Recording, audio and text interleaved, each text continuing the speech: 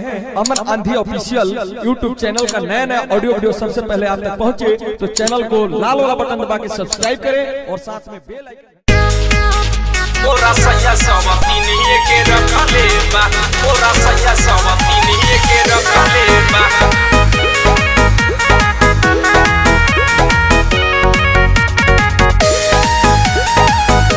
ओरा सया सवतीनी के रखले बा लागल बा पता सब जान गइल बानी लागल बा पता सब जान गइल बानी ओरा सया सवतीनी के रखले बा लागल बा पता सब जान गइल बानी सैया के रहल पहचान गइल बानी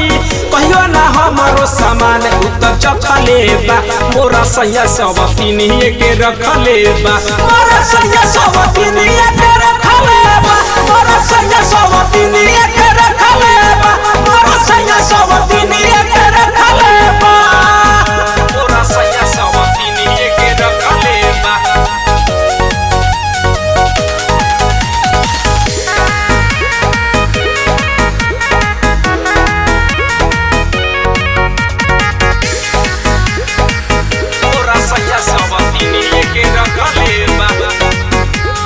हरदम रहता सौतीनिए में लागल ओकर फेरा में उ तो भइल बाबे पागल कुछ नहीं हमके बुझे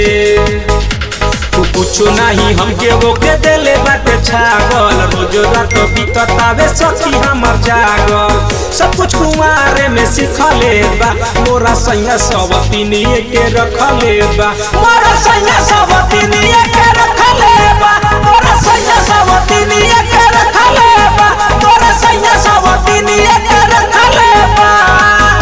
ओरा सया सवतीनी के रखले बा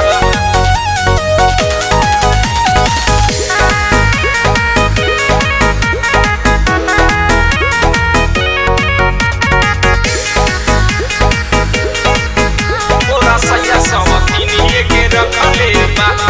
हमरो के कहियो न देले बाबे माजा मारतावे माजा य मेरा जे अब राजा मन रह जाता गिले मन रह जाता गिले होता बड़ा साजा माल बसियाता सखी हमर अब ताजा